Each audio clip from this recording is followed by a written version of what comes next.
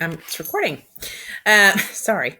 All right. So to pick up here on this third World War II video, talking about the Pacific and going against the Japanese. So understand that um, that oh gosh, how to start? Admiral Nimitz is from Texas. He's actually not on the standards anymore. Uh, But I think it's kind of interesting to note that when we're talking about fighting in the Pacific, unlike in Europe, where you basically have just Eisenhower and you have the Army, right? In the Pacific, you have the Navy and Marines on one hand, and you have the Army on the other. Douglas MacArthur is going to be in charge of the Army. You're going to have Nimitz in charge of the Navy. What's interesting about MacArthur, of course, I'm not a MacArthur fan. He was known as not the greatest general, even though he has a reputation. His reputation is largely self-manufactured.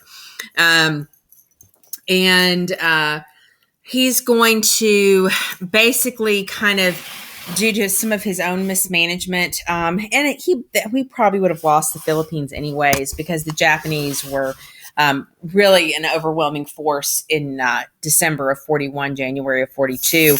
But what you're going to see is that MacArthur's forced to leave the Philippines. You have a group of Army guys that hold out on the Bataan Peninsula in the Philippines, eventually get captured.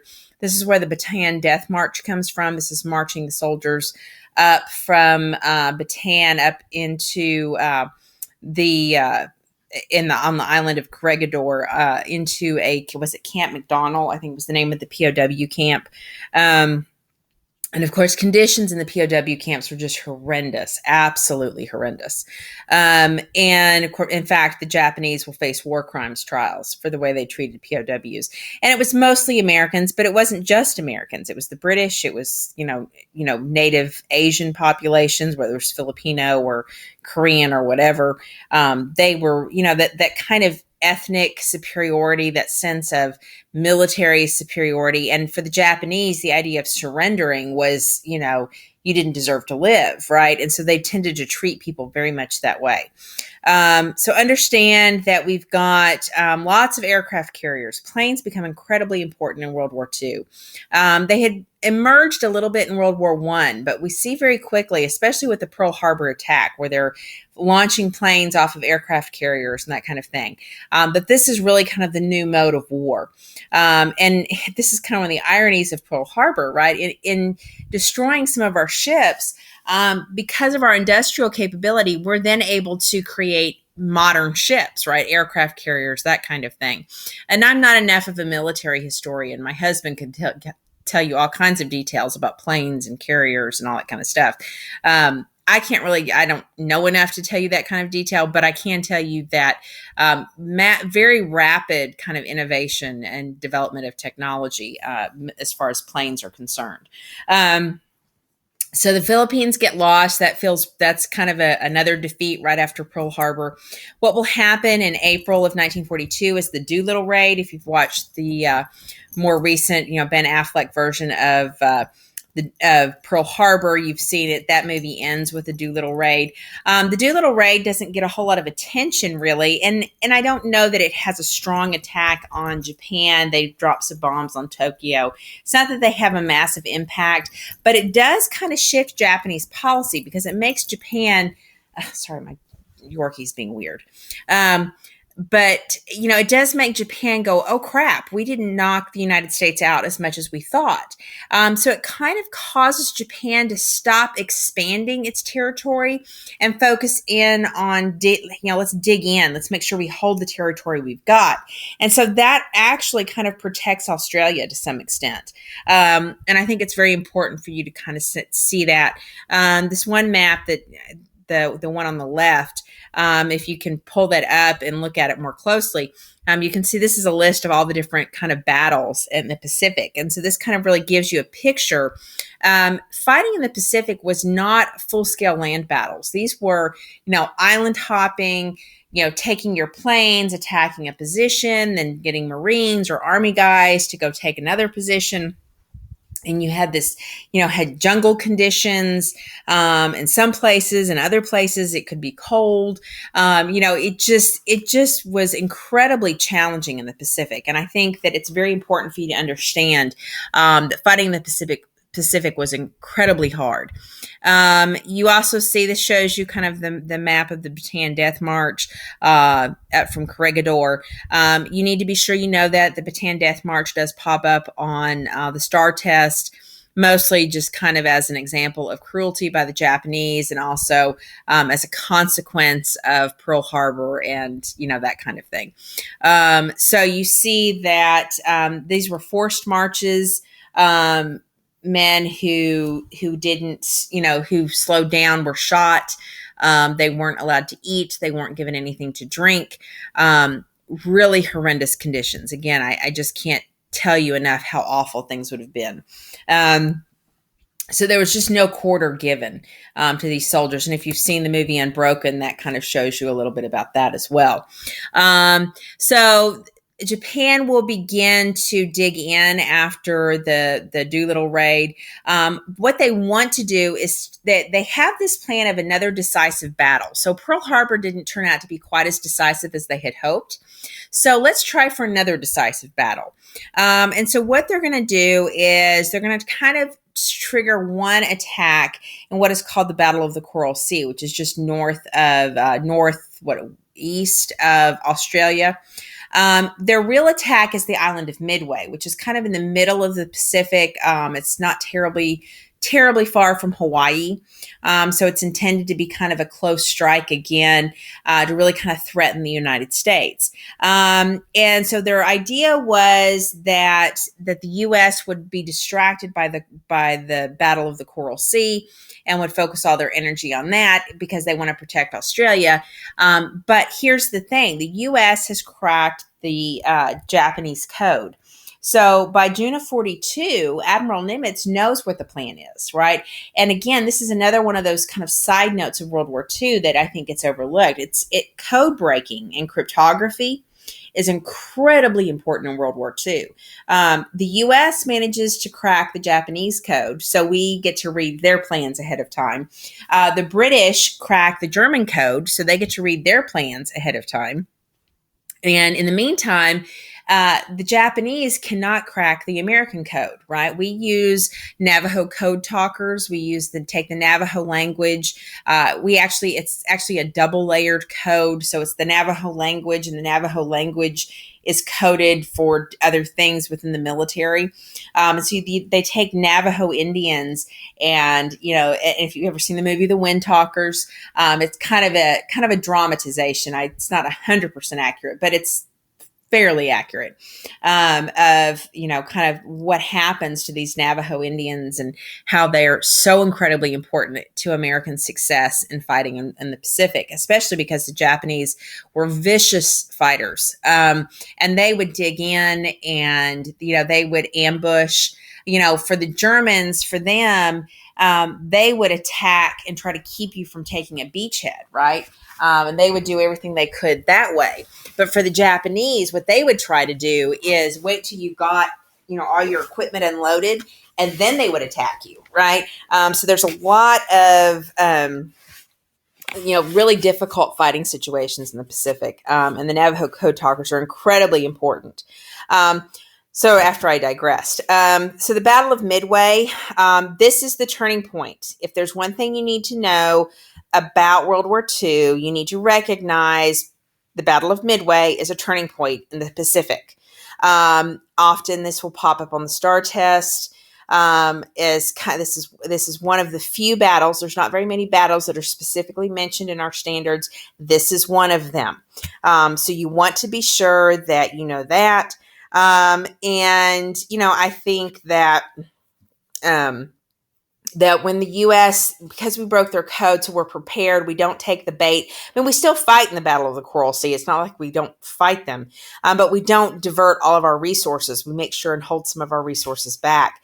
So we're prepared at Midway. And we managed to sink 4 Japanese air carriers. And this is a huge loss because remember, Japan is a small island. One of the reasons they had to embark on this whole expansion campaign is because they're desperate for resources. And this is going to continue to bite them in the butt. And so they have a lot of trouble recovering from this. And so this is going to be a huge, huge deal. So be sure you understand the Battle of Midway. That map up there in the top left kind of shows you kind of where they were trying to distract. They send one group to the Coral Sea a little bit ahead of time, and then the day of they send other ships to the Aleutian Islands, and of course, we win there too. But they don't try as hard at the Aleutians as they do at Midway. So just kind of tell you that. In Europe, I mentioned before that Germany had attacked the Soviet Union in June of 41. And so you've got the Soviets fighting. Now, at first, Stalin is furious because he feels like, especially by the time you get to early 42, he's begging the United States to get involved. Like, come over here, attack Europe, distract the Germans. They're hurting the Russians, right?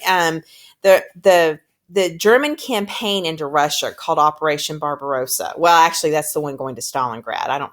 What was the one that goes all the way up towards Moscow? I don't remember the name of that one. Or maybe that is Barbarossa. Anyways, so what you have is, at first, the Germans are incredibly successful. Then winter sets in. But just because winter sets in and the Germans can't really continue their advance, most Germans think that, oh, well, we'll just sit out the winter. When spring comes, we'll finish, right? And we'll knock those Soviets right out. And so going into 42, there's no guarantee that, the Soviets are going to be able to hold on. And so Stalin is screaming for somebody to invade Europe, except Churchill and Roosevelt are saying, yeah, we don't think we're quite ready. I mean, remember, the U.S. is still gearing up for war in 42. We're not quite prepared for a European invasion, as well as fighting in the Pacific, okay? And obviously, we want to really stop the Japanese aggression before they get all the way into India. So we definitely see that Churchill and FDR will decide that they're going to start by attacking on the edges, called the Periphery Campaign. And they're going to go towards North Africa.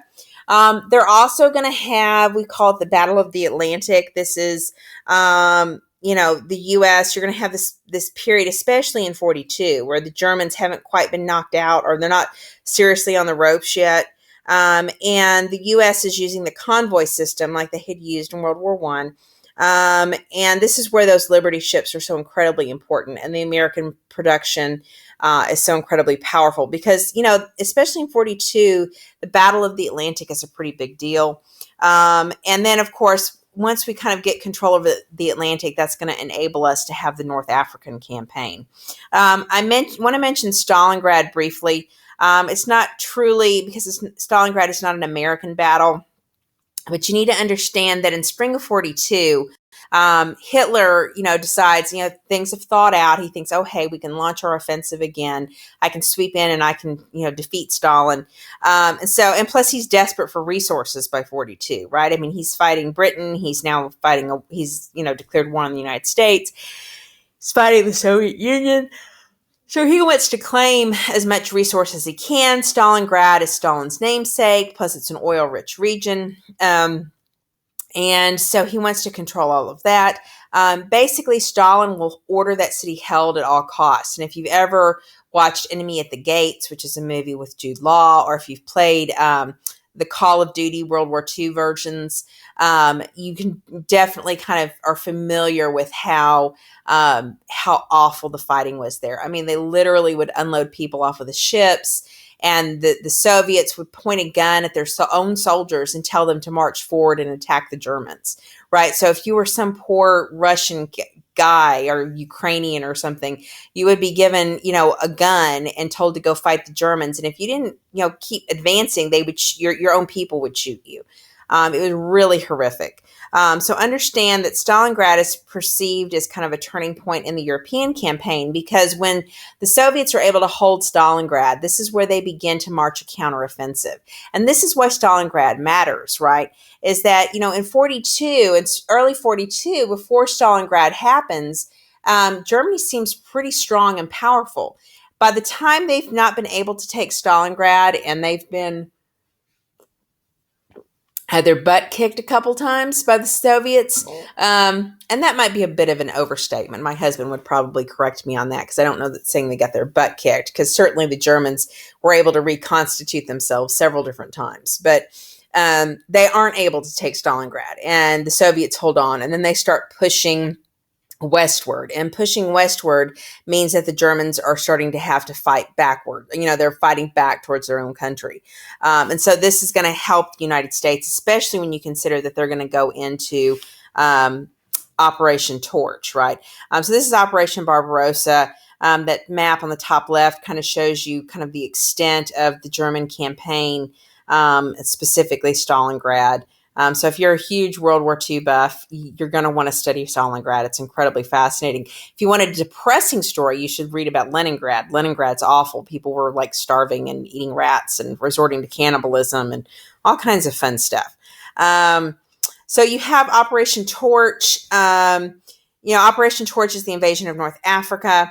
Very difficult campaign. This is the campaign where the Americans learned to fight for the first time. And this is where Dwight Eisenhower comes in, George Patton. You need to know George Patton's name. He was a tank commander, very important for North Africa, even more important for the Italian campaign and for France when the Battle of the Bulge in 1945, Battle of Bastogne, Patton uses his tanks to sweep in and kind of rescue American troops. So it takes us a while. It takes us about 6 months to really get a handle on North Africa. And so finally, by May of 43, we've gotten a handle of North Africa. So you're starting to see that the Germans by, the first half of 43 are really kind of starting to have significant problems between Stalingrad and Operation Torch. You can see the different areas of invasion there. Remember that Italy had invaded some of that territory, and of course the Germans, because they had to help Italy because Italy was not really all that in a bag of chips. That's how you have the German presence there in North Africa, and I'm seriously oversimplifying it, but you get the idea. So what we're going to see is that the war is going to put an end to the Depression. It creates a ton of jobs. And in fact, one of the questions that was on the midterm had something to do with, at the end of World War II, what officially ends the Great Depression or whatever. But I think that was the answer, was the gearing up for World War II. And I had mentioned that very briefly at the end of the Great Depression lecture. Creates huge jobs, increases a lot of income. Now, remember that you've got lots of rationing. And because we have lots of rationing, people don't have stuff to buy, right? So people are just like earning money and they don't have anything to spend it on. So this is going to be a huge deal. You're going to have lots of women working in factories, married women. If you're older and you can't really work, then you'll be taking care of somebody's kids. And what's interesting about these jobs, you saw women working in factories in World War I, and they're making artillery shells and that kind of thing. But what's interesting about World War II is that women aren't just doing things like making artillery shells. These women are, putting together planes, and they're doing heavy equipment kind of stuff, right? They're flying planes. They're doing all this kind of stuff that men do. And this is huge, right? This is huge for women. And of course, they're achieving of equality. They're kind of creating of respect, and also kind of having a sense of self-worth and a sense of what women can do.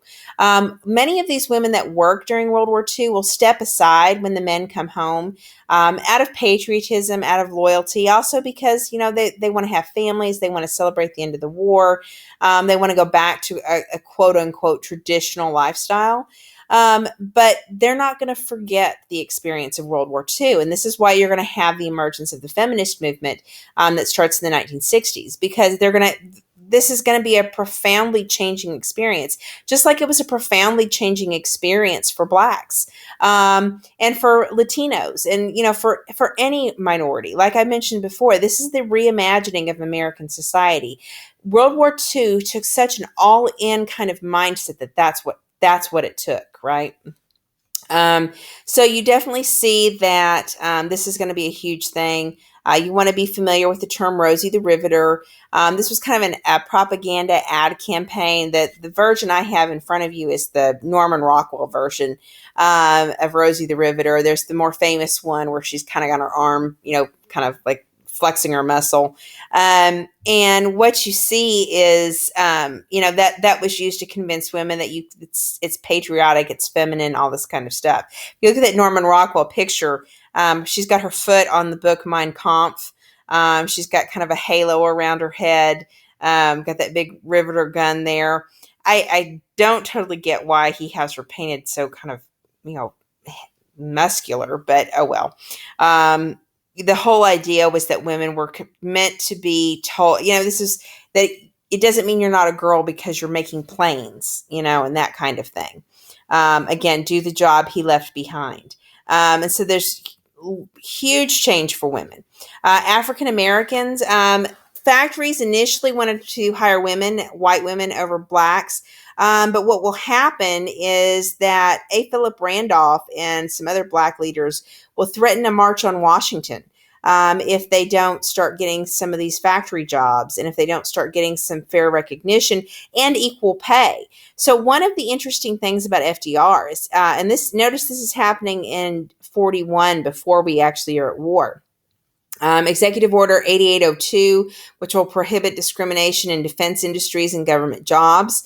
And so what we're going to see is that you have blacks being guaranteed the right to earn the same pay as whites and to have opportunities for jobs. And that's incredibly important because, again, you're seeing that not only are women doing things that men were doing, but now we have blacks doing things that whites were doing. And they're being paid the same. And because we're at war, this is not the time to argue over racism, right? Are you for democracy or are you not? And so this whole racist idea really falls to the side. Now, that doesn't mean it changes everybody's mindset or that people's hearts are changed or anything like that. You're still going to have racist attitudes. But functionally, the way society works is that this starts to be addressed and taken care of. Obviously, there's propaganda that tells people, hey, this is okay. It's okay to work next to somebody of a different color, which seems so silly that we would have to do that, but that's indeed what happens. Bracero program for all that. Of course, the immigration restrictions that had happened in the 1920s did not target Mexicans because, we needed, because of the Great Migration, they needed agricultural workers. But during the 1930s and the Great Depression, right, we had deported a number of Mexicans and Mexican Americans because of the concern about unemployment. Well, now in 1942, we need Mexicans to come back because we need people to work in the fields and to work in factories. And so the Bracero program is specifically created to encourage Mexican immigration. And this will be around until the 1960s. So I think it's very interesting, especially since immigration is a hot button topic in our current political cycle. I think it's interesting to realize, how we've played with immigration over the years, from yes, we want Mexican immigrants to no, we don't want Mexican immigrants. Yes, we want Mexican immigrants. No, we don't want Mexican immigrants. So I think that you need to be familiar with the Bracero programs. Occasionally that will pop up in relation to this notion of Mexican immigration and farm workers and that kind of thing. You have lots of migration into the cities, young people, everybody's moving into town because all these factories, and they're building new factories, especially in the South, right? And the South is having industrial growth. People are going to move there, so you're going to start to have, even more urbanization. You do have a major housing crisis during the World War II. That becomes a big deal. And we just don't appreciate, and we're so used to living in large, comfortable houses. We don't appreciate how crowded things were during World War II. And again, we have more migration of African Americans. As far as, does this solve all types of racism? No, it does not. Because you absolutely still have, racism and that kind of thing against, against blacks, against Latinos. You're going to have some racial violence, some race riots, especially if you're in an area where there's a military base and the military base is integrated and these guys go into town and the town's not integrated. That creates some tension, housing tension, job tension. And that happens a lot up north too, because up north, they're struggling with the housing crisis. You're going to have the Zoot Suit riot. I'm not really going to focus on the Zoot Suits. I do have a reading that I discovered about the Zoot Suit riots, but I don't really think we're going to have time to go into that a whole lot. But I will point out about the Zoot Suits. Well, first off, it's a specific riot that was triggered by fashion, right? So if you're somebody that's into clothes and all that kind of stuff, understand that because we were in this period of rationing and conservation, the idea of having baggy clothes or having a lot of extra fabric seemed unpatriotic. You were supposed to, have a narrow tie and have a short suit jacket and have tapered legs on your pants because every inch of fabric could be used for military use, right? Except of course in Southern California, where you have these Mexican, teenagers, Mexican American teenagers, and it becomes very faddish to wear a zoot suit. And these are very baggy suits, baggy pants, these large, broad-shouldered jackets, long jackets, the hat, all that kind of stuff, right? And so these zoot suits seem very unpatriotic. Now, again, this is just a teenage fad. It's really predominant in South California, but also in some other, pockets of heavily Latino kind of, where you have a lot of Latino teenagers. And so what's going to happen in Los Angeles is a bunch of Navy guys are going to see some Mexican American teenagers, and there's going to be a fight, right? How dare you? You're not being patriotic. Why don't you go fight? Blah, blah, blah. And there's going to be this fight. Well, what's going to happen is the police are not going to interfere, and this whole kind of thing is going to spill over into becoming a major race riot. But I think it's always interesting to point out that it has to do with Mexican Americans, and that you definitely still have this idea of Hispanic Hispanic bias, Hispanic discrimination, and this will continue even though Hispanics are serving serving in the military and serving, with distinguished, as distinguished soldiers, and receiving medals and stuff. They still face discrimination. Now, they don't face discrimination and segregation to the extent that Black Americans do, particularly prior to 1943. But you do see them facing some. And that won't change after World War II, right?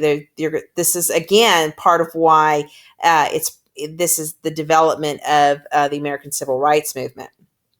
The next big thing that you need to be aware of is going to be the Japanese American internment camps. And this is incredibly important. Basically, and this is very likely to be on the STAR test, Japanese internment camps pop up several different places on the standards. And what you see is that many Americans after Pearl Harbor freak out about Japanese Americans. Now, remember that there's not a whole bunch of Japanese Americans. You're probably talking about several 100,000, which, in the scope of the total American population is not a huge number. And a lot of that's due to the fact that the Japanese immigration had never been as extensive as, say, Chinese immigration or Mexican immigration or whatever. But you do have a concentration of Japanese Americans in California. Well, California is on the West Coast. And so after Pearl Harbor, there's this fear that the Japanese have somehow infiltrated the United States, right? And so basically what will happen is that the military will go to FDR and they will ask him to create a war zone. The idea is that for national security, they need to isolate Japanese Americans and kind of control where they are. And so basically what you're going to see is that you're going to have FDR sign the executive order 9902, 06, I think it is. And he's going to sign that order because it's 8802 that ends discrimination. So it's 9906 that does the Japanese internment camps. And so what you're going to see is that they've moved these Japanese Americans into these camps in the interior of the country. And they're basically forced to sell everything like within a 2-week period. And, essentially these are concentration camps. they are, not quite, I mean, we did the same thing with reservations for American Indians, although these are more defined in that there's barbed wire, there's guards, that kind of thing. Now, obviously, we're not, gassing people and we're not putting them to hard labor and doing that kind of stuff. But we are depriving people of life, liberty, and their property, right? Because they have to pack up and move, they've got to make arrangements, right? They have to leave their jobs, they have to leave their homes, they have to leave their businesses, and they have to make arrangements for all this stuff. So what if you owned a business? What would you do with your business if you were being forced to move, thousands of miles away? What would you do with your home? What would you do with your household goods, with your bed and with your clothes? And I mean, you're only allowed to take a certain number of things with you. You're limited on what you can bring. Once you get there, they basically segregate by gender. Small children are allowed to stay with their mothers, and there are designated periods of family time. But you're still not allowed to live as a family. You're being treated as a prisoner, even if you didn't do anything wrong. And so understand that this is incredibly important as far as the scope of civil rights. And we're going to look at that in some more detail in class. So Korematsu v. U.S., the Supreme Court's going to initially uphold this because of military urgency. Although they will pretty soon begin to change that stance and embrace kind of, maybe we overreacted a little bit. But I think it's important for you to see that the U.S. really reacted out of fear, put Japanese American in relocation camps. The Supreme Court upholds it. And then they begin to back off and they begin to say, okay, maybe we shouldn't be doing this. And of course, the problem is there's really no evidence. There is no evidence that Japanese Americans were ever involved in espionage or anything like that. But that was absolutely the fear. And you can see at the top left shows you where some of the camps were and the notice that was posted to tell people, that they're going to have to move. And they're basically given just a couple of weeks to get ready for that. So it's pretty telling. Here's some pictures of one of the camps. Again, you can see, looks like a concentration camp, right? These are barracks. And it was pretty rough. But we'll be talking about that in a little more detail. Other things about mobilization: wage and price controls, the Office of Price Administration, Economic Stabilization, War Labor Board. These are all things that are intended to keep there from being price gouging, keep people from hoarding goods, to keep workers from going on strike, to make sure business relations were good. Lots of rationing is going to come in to kind of control consumption. You would still buy things with cash, but you had to have stickers. Like different products had a different type of stamp, and so you had to have so many stamps in order to buy this. And things like tires and hose were almost impossible to get, right? They were incredibly expensive because so much of those kinds of nylons and rubber and gas and oil and that kind of stuff was being used for the war effort. And you could get access to, it wasn't like people were starving, but there was definitely there was an encouragement for people not to eat meat every day, so there'd be enough protein for the soldiers. Don't use sugar every day, that kind of thing. And so you definitely see that being important. When you ride alone, you ride with Hitler, that kind of thing. These are concepts that are very important. So conserve gasoline, conserve everything, right? Women would even save like their bacon grease and their grease from when they cooked meat, because that could be used as a lubricant, right? So I don't know if any of you have grandparents that still have a tendency. I think most people have stopped doing this, but I know my grandparents used to save big coffee cans of grease and stuff, and that goes back to World War II.